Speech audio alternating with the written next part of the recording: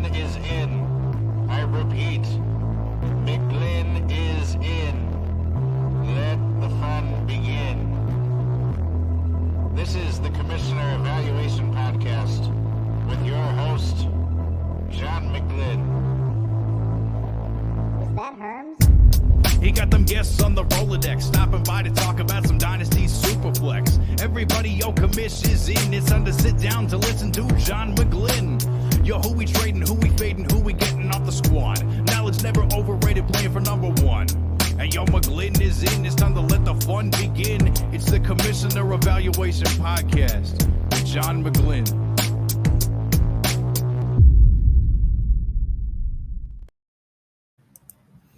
Yo, this is not really a commissioner evaluation kind of regular show. I'm going to do weekly shows for all my home leagues here, just to kind of go through what's going on. Week one's in the books, and what a week it was. As always, injuries are the name of the game. First of all, let's recap week one divisional playoff. I'm the commissioner of these leagues, these home leagues, and I like to mix things up a little bit. I don't want to be everything just normal, the normal setups. So it's just a win, loss, or tie matchup with a funky wrinkle to add a third game as a divisional tiebreaker if necessary.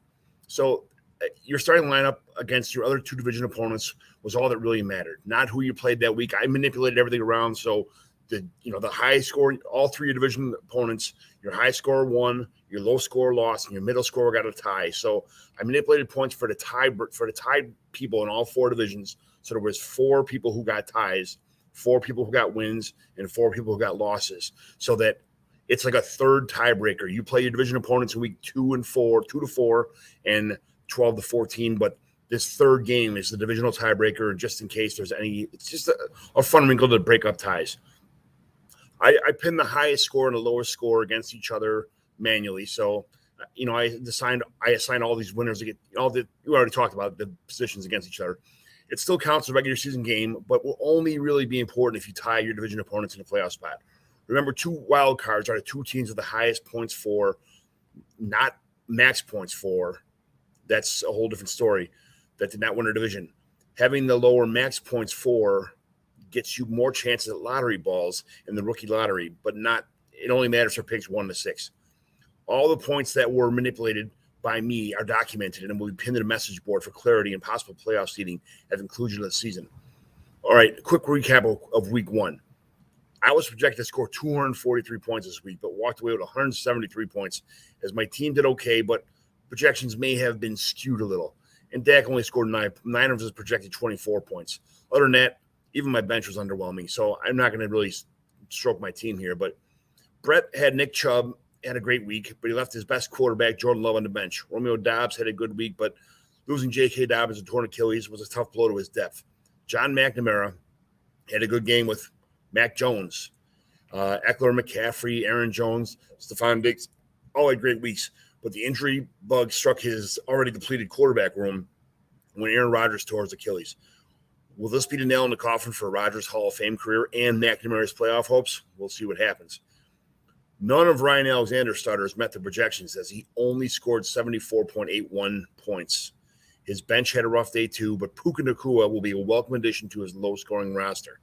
If Joe Castman would have started Brock Purdy over Joe Burrow like I told him, he would have been 1-0, or started Hunter Henry over Christian Kirk at flex. Maybe, we'll see, but maybe Justice Hill can now join Bijan and Saquon in his starting lineup to get Joe in the win column next week.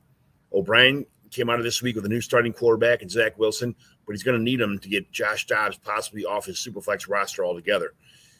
Good luck with that, Tim, but Josh Kelly and Rashee Rice showed some promise. Adam Trautman may have a bigger role coming up with Greg Dulce's injury.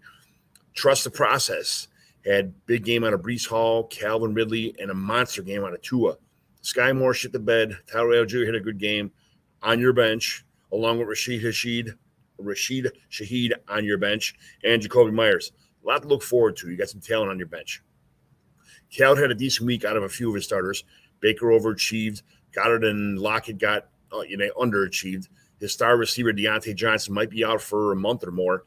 His bench is like his old mother Hubbard's cupboard, with some unexpected performance out of Tutu Atwell and Kendrick Bourne. But other than that, he ain't got shit. China Joe, Bob Kroll, is going to have to address the tight end position as at some point, Noah Fant gave him a goose egg, and that's not good. T. Higgins was a surprise goose egg also, but under overwhelming performances out of Travis Etienne, Justin Jefferson, and especially Brandon Ayuk and Tyreek Hill got him 230 points this week. Minus Jared Goff, Bob is going to need some serious depth add, but his starters are very high-powered. And here we go. I must not have gotten and here we go is Sean Roach's team. Must not have gotten Rashad Penny healthy scratch news because he was sitting in his starting lineup wasting valuable real estate. But so was Dalton Schultz and Kenny Pickett. Anthony Richardson looked pretty promising. Pittman and rookie Zay Flowers looked good. Bryce Young underwhelmed. Rashawn Johnson looked as advertised in my book. I love Rashawn. Donald Parham rose from the dead like The Undertaker. And Garrett Wilson's stock may have taken a slight hit with Rodgers' injury.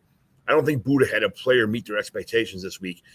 And to make matters worse, Drake London got shut out. On his bench, Dulcich may be out for a minute. Hayden Hurst looked pretty good, but that's pretty much all Buddha's recap. As for Jay Bird, Daniel Jones was supposed to have a big year with Brian Daboll as new head coach. He did not start off well. Chris Olave was by far his bright star in his lineup. As for his bench, Master Stafford was a pleasant surprise. Mark Andrews and Jerry Jeudy being on the men doesn't help much. Zach Ertz, Bobby Trees, and Josh Reynolds overperformed while Brandon Cooks had a lazy day kind of deal. I'm sick of being the bad guy here, so I asked someone else to give me their power rankings for our Bavaro League on its 2023 season outlook. And Tim O'Brien ranked us all as follows. Yours truly, number 1, possible champ. We'll see what happens. Bob Kroll, number 2. Johnny Mack, number 3. Nearbot himself, number 4. Jay Bird, number 5. Joe Castleman. The fantasy manager formerly known as Fat Matt Boyle, number 7. Brett, Callett, Buddha, Ryan Alexander, Roach, number 12, and the back of the pile here. His projections are that Johnny Mack and Roach have a chance of swapping spots as soon as next season. Good luck all. Let the 13-game season begin in week 2, where you, like we talked about earlier, you play your division opponents in week 2 and 4 and 12 and 14.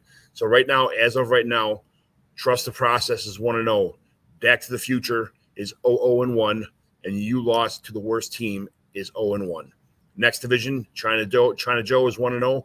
Bucky Bronco 0-1, and here we go is 0-1.